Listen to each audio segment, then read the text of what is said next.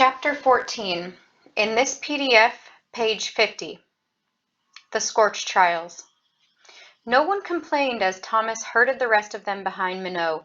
No one even said anything, just exchanged flickering, frightened looks as they approached the flat trans and went through it. Without fail, every glader hesitated a second before taking the final step into the murkiness of the gray square. Thomas watched each of them, swatting them on the back right before they disappeared. After 2 minutes, only Eris and Newt were left with Thomas. "You sure about this?" Eris said to him inside his mind. Thomas choked on a cough, surprised by the flow of words across his consciousness, that not quite audible yet somehow audible speech. He'd thought and hoped that Eris had gotten the hint that he didn't want to communicate that way. That was something for Teresa, not anybody else. "Hurry," Thomas muttered out loud, refusing to answer telepathically. "We've got to hurry." Eris stepped through, a hurt look on his face. Newt followed right on his heels, just like that. Thomas was alone in the big common room. He glanced around one last time, remembered the dead, swelling bodies that had hung there just a few days earlier.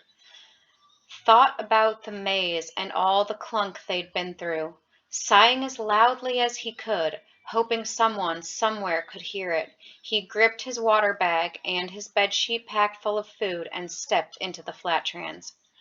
A distinct line of coldness traveled across his skin from front to back, as if the wall of gray were a standing plain of icy water. He'd closed his eyes at the last second and opened them now to see nothing but absolute darkness. He heard voices. "Hey!" he called out, ignoring the sudden burst of panic in his own voice. "You guys!" Before he could finish, he stumbled onto something and fell over, crashing on top of a squirming body. "Ow!" the person yelled, pushing Thomas off. It was all he could do to hold tight to the water bag. "Everyone be still and shut up!" This was Minot, and the relief that washed through Thomas almost made him shout for joy. "Thomas, was that you? Are you here?" "Yes." Thomas regained his feet, blindly feeling around him to make sure he didn't bump into someone else. He felt nothing but air, saw nothing but black. "I was the last one to come through. Did everyone make it?" "We were lining up and counting off nice and easy till you came stumbling through like a doped-up bull," Minot responded. "Let's do it again. 1." When no one said anything, Thomas yelled, 2. From there, the gladers counted off until Eris went last and called out 20. "Good that," Minot said. "We're all here. Wherever here is. Can't see a shuck thing." Thomas stood still, sensing the other boys, hearing their breaths, but scared to move. "Too bad we don't have a flashlight." "Thanks for stating the obvious, Mr. Thomas," Minot replied. "All right, listen up. We're in some kind of hallway. I can feel the walls on both sides. As far as I can tell, most of you are to my right. Thomas, where you're standing is where we came in. We better not take any chances of accidentally going back through the flat trans thingy-majiggy. So everyone follow my voice and come toward me. Not much choice but to head down this way and see what we find." He'd started moving away from Thomas as he said those last few words. The whispers of shuffling feet and rustling backpacks against clothes told him that the others were following. When he sensed that he was the last one remaining and that he wouldn't step on anybody again, he moved slowly to his left, reaching his hand out until he felt a hard, cool wall. Then he walked after the rest of the group, letting his hand slide along the wall to keep his bearings. No one spoke as they moved forward. Thomas hated that his eyes never adjusted to the darkness. There wasn't even the slightest hint of light. The air was cool, but smelled like old leather and dust. A couple of times he bumped into the person directly in front of him. He didn't even know who it was because the boy didn't say anything when they collided. On and on they went, the tunnel stretching ahead without ever turning to the left or right.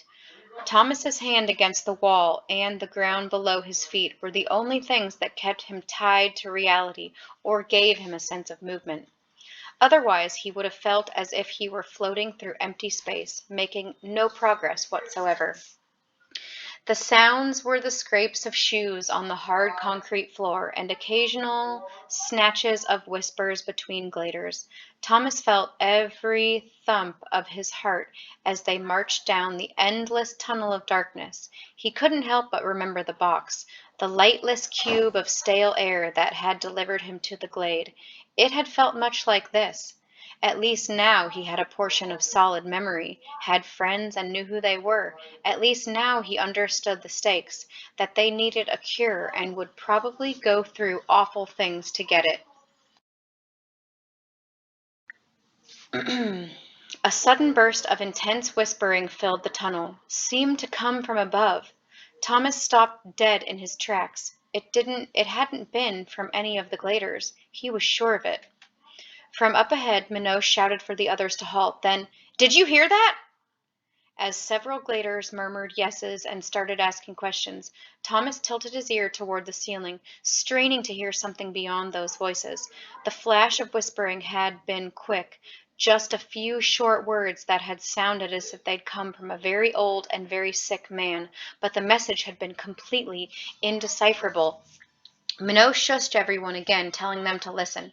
Even though it was perfectly dark and therefore pointless, Thomas closed his eyes, concentrating on his sense of hearing. If the voices came again, he wanted to catch what it said. Less than a minute passed before the same ancient voice whispered harshly once more, echoing through the air as if huge speakers were installed on the ceiling. Thomas heard several people gasp like they'd gotten it this time and were shocked by what they heard, but he still hadn't been able to isolate even one or two of the words. He opened his eyes again, though nothing changed in front of him. Utter darkness, black. "Did anybody get what it said?" Newt called out. "Couple of words," Winston replied. "Sounded like 'go back' right in the middle." "Yeah, it did," someone agreed. Thomas thought about what he'd heard, and in retrospect it did seem like those two words had been in somewhere in there. "Go back." "Everyone slim it and listen real hard this time," Minot announced. The dark hallway lapsed into silence. The next time the voice came, Thomas understood every single syllable. "One chance deal. Go back now. You won't be sliced." Judging by the reactions in front of him, everyone else got it this time too. Won't be sliced? What's that supposed to mean? He said we can go back? What? We can't trust some random shank whispering in the dark? Thomas tried not to think about how ominous the last four words had been. You won't be sliced. That didn't sound good at all, and not being able to see anything made it worse, driving him crazy.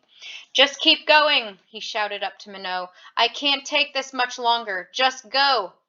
"Wait a minute," Frypan's voice. The voice said this was a one-chance deal. We have to at least think about it. "Yeah," someone added. "Maybe we should go back." Thomas shook his head, even though he knew no one could see it. "No way. Remember what that guy at the desk told us? That we'd all die horrible deaths if we go back." Frypan pushed. "Well, what makes him any more in charge than this whispering dude? How are we supposed to know what to listen to and who to ignore?" Thomas knew it was a good question, but going back just didn't feel right. "The voice is just a test, I bet. We need to keep going." "He's right." This was Minot from up front. "Come on, let's go." He'd barely said a word since he'd barely said the last word when the whispering voice whooshed through the air again, this time laced with an almost childish hatred. "You're all dead. You're all going to be sliced. Dead and sliced." Every hair on Thomas's neck stood up straight, and a chill tickled his back. He expected to hear even more calls to go back, but once again the gladers surprised him. No one said a thing, and soon they were all walking forward again. Minot had been right when he'd said all the sissies had been weeded out. They made their way deeper into the darkness. The air warmed a bit, seemed to thicken with dust. Thomas called several times and was dying to take a drink. Coughed several times, but he didn't want to risk untying his water bag without being able to see it. That was all he needed, to spit it out, spill it all over the floor. Forward, warmer, thirsty, darkness, walking. Time passed over so slowly. Thomas had no idea how this hallway could even be possible. They had to have journeyed at least 2 or 3 miles since last hearing the creepy whisper of warning. Where were they? Underground? Inside some massive building? The rat man said they needed to find open air. How? A boy screamed a few dozen feet in front of him. It started out as an abrupt shriek, like simple surprise, but then escalated into pure terror. He didn't know who it was, but the kid was now screaming his throat raw, screeching and squealing like an animal at the bloodhouse in the glade. Thomas heard the sounds of a bloody thrashing, a body thrashing on the ground. He ran forward on instinct, pushing past several gladers who seemed frozen by fear, moving toward the inhumane sounds.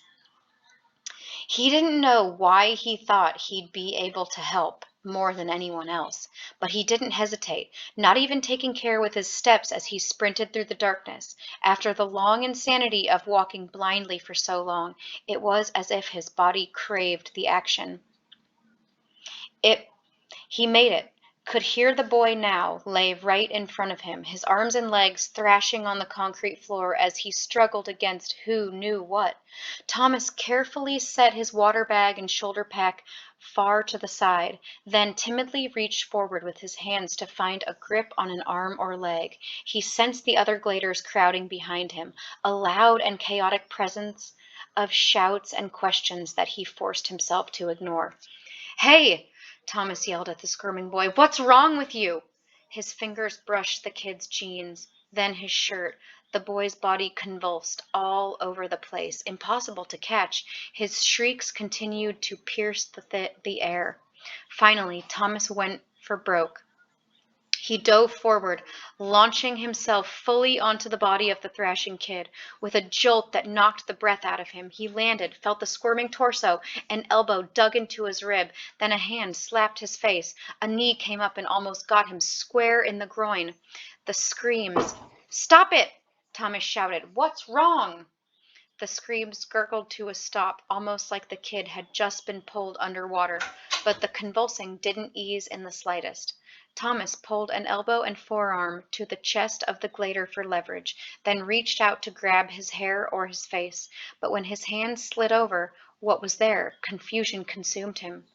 There was no head, no hair or face, not even a neck. None of those things should have been there. Instead, Thomas felt a large and perfectly smooth ball of cold metal.